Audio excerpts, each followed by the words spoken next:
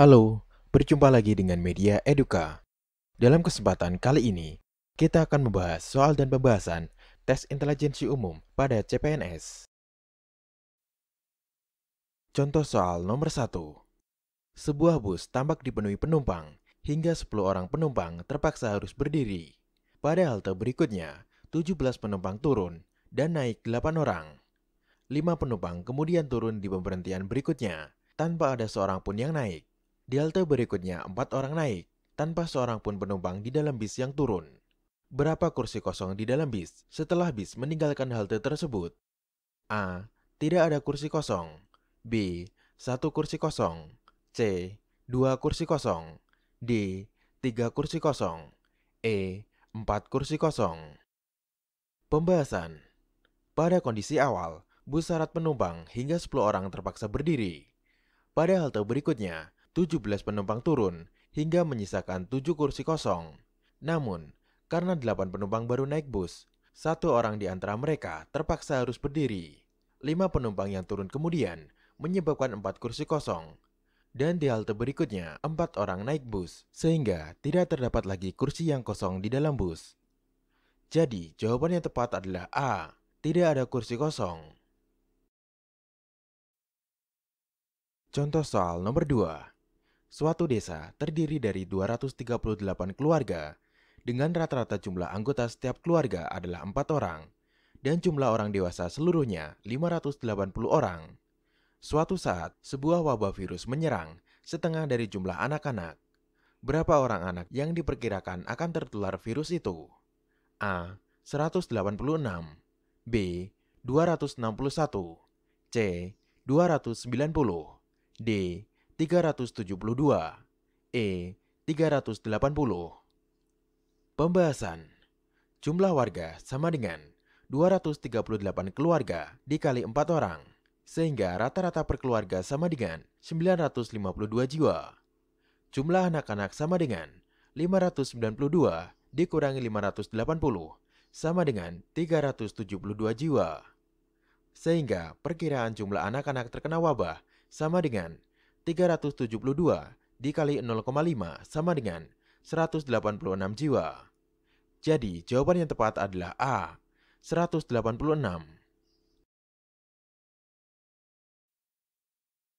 Contoh soal nomor 3. Hasil survei di Surabaya menunjukkan bahwa makanan Prancis lebih disukai daripada makanan Thailand. Makanan Jepang dan Vietnam sama-sama disukai, namun makanan Prancis lebih disukai daripada makanan Jepang dan Vietnam. Makanan Korea lebih disukai daripada makanan Prancis. Makanan Jepang lebih disukai daripada makanan Thailand. Urutan makanan dari yang paling tidak disukai hingga yang paling disukai adalah A. Makanan Thailand, makanan Jepang atau Vietnam, makanan Korea, makanan Prancis. B. Makanan Thailand, makanan Jepang atau Vietnam, makanan Prancis, makanan Korea. C. Makanan Jepang atau Vietnam, makanan Thailand, makanan Prancis, makanan Korea. D. Makanan Prancis, makanan Korea, makanan Thailand, makanan Jepang atau Vietnam. E. Makanan Korea, makanan Prancis, makanan Jepang atau Vietnam, makanan Thailand. Pembahasan. Sobat Media Eduka bisa membuat daftar. Yang pertama, makanan Prancis lebih disukai daripada makanan Thailand. Yang kedua, makanan Jepang dan Vietnam sama-sama disukai. Yang ketiga, makanan Prancis lebih disukai daripada makanan Jepang dan Vietnam. Yang keempat, makanan Korea lebih disukai daripada makanan Prancis. Yang kelima, makanan Jepang lebih disukai daripada makanan Thailand. Sehingga diperoleh daftar 1, 3, dan 4 menunjukkan bahwa makanan Korea yang paling disukai, baru kemudian makanan Prancis. Daftar 3 dan 5 menunjukkan bahwa makanan Thailand adalah makanan yang paling tidak disukai dari kelima jenis makanan. Oleh karena itu, urutan jenis makanan dari yang paling tidak disukai hingga paling disukai adalah makanan Thailand, makanan Jepang atau Vietnam, makanan Prancis, makanan Korea. Jadi, jawaban yang tepat adalah B. Makanan Thailand, makanan Jepang atau Vietnam, makanan Prancis, makanan Korea. Contoh soal nomor 4. Grup band Samson sedang melakukan tur musik untuk mempromosikan album terbarunya.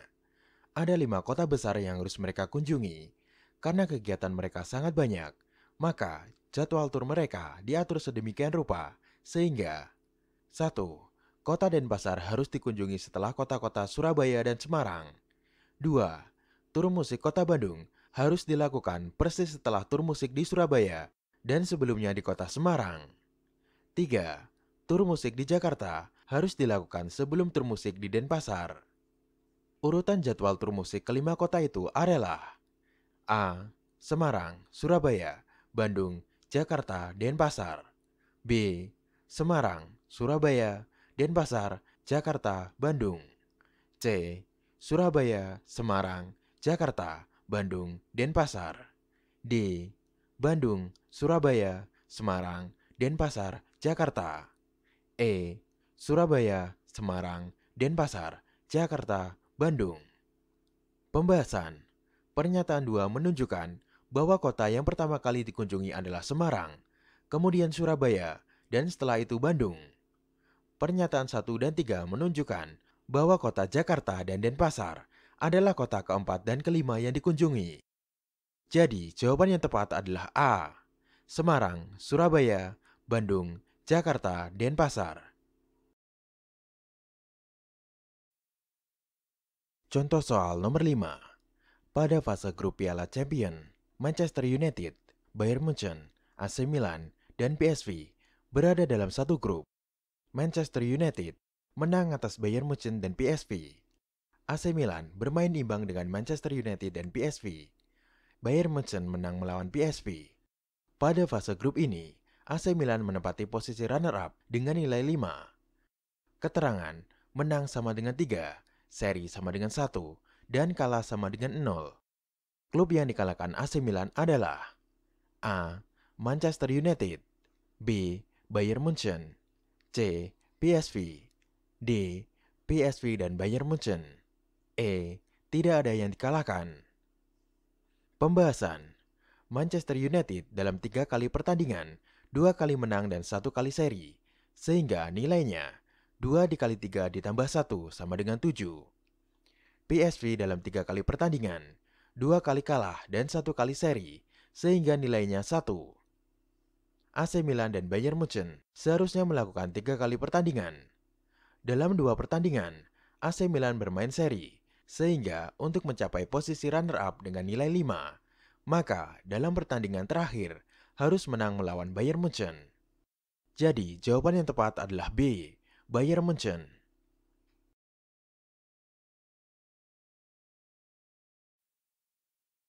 Contoh soal nomor 6. Pada saat ujian, ibu guru menentukan deretan tempat duduk Anto, Budi, Cici, Didi, Edi, dan Fandi sebagai berikut. Yang pertama, Anto tidak bersebelahan dengan Budi dan Cici. Yang kedua, Didi bersebelahan dengan Cici.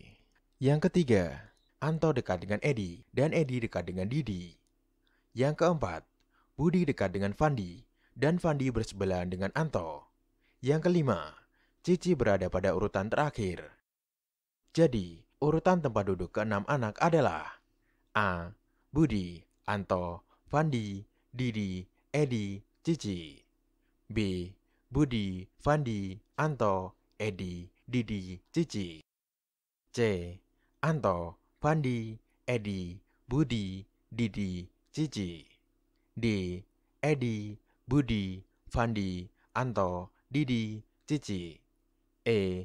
Edi, Didi, Anto, Fandi, Budi, Cici. Pembahasan. Pernyataan 2 dan 5 menunjukkan bahwa Cici berada pada urutan ke-6 dan Didi pada urutan ke-5. Pernyataan 3 menunjukkan bahwa Edi pada urutan ke-4 dan Anto pada urutan ke-3. Pernyataan 1 dan 4 menunjukkan bahwa Budi berada pada urutan pertama dan Fandi urutan kedua. Jadi, jawaban yang tepat adalah B. Budi, Fandi, Anto, Edi, Didi, Cici. Contoh soal nomor 7. Suatu perusahaan membutuhkan karyawan untuk ditempatkan sebagai staf administrasi dengan ketentuan pendidikan sarjana dan berumur di bawah 30 tahun. Terdapat 5 pelamar di perusahaan ini, yaitu P, Q, R, S, dan T. Berikut ini informasi kelima pelamar. Yang pertama, ada 2 golongan umur, yaitu di bawah 30 tahun dan di atas 30 tahun.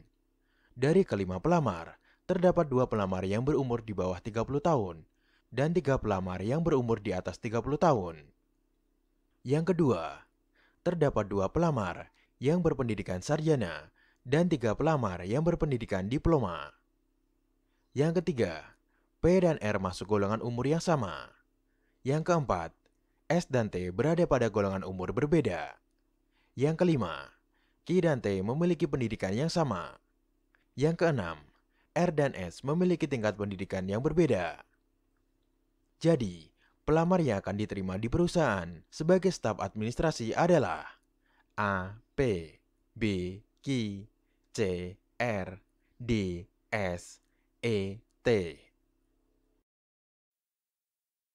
Pembahasan.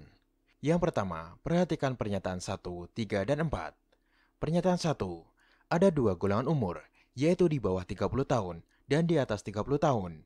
Dari kelima pelamar, terdapat 2 pelamar yang berumur di bawah 30 tahun dan 3 pelamar yang berumur di atas 30 tahun. Pernyataan 3, P dan R masuk golongan umur yang sama. Pernyataan 4, S dan T berada pada golongan umur yang berbeda. Dari pernyataan 1, 3, dan 4, dapat diketahui P dan R termasuk dalam golongan umur yang sama dengan S atau T, sehingga P dan R tidak akan diterima di perusahaan.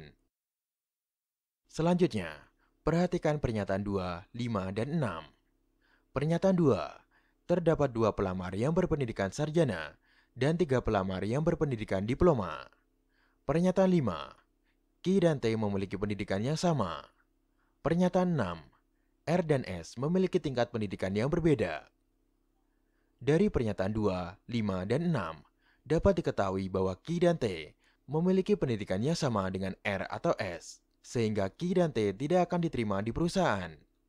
Maka, S yang akan diterima perusahaan sebagai staf administrasi. Jadi, jawaban yang tepat adalah D. Terima kasih telah menonton video ini. Semoga bermanfaat untuk kita semua. Jangan lupa like, komen, share, dan subscribe.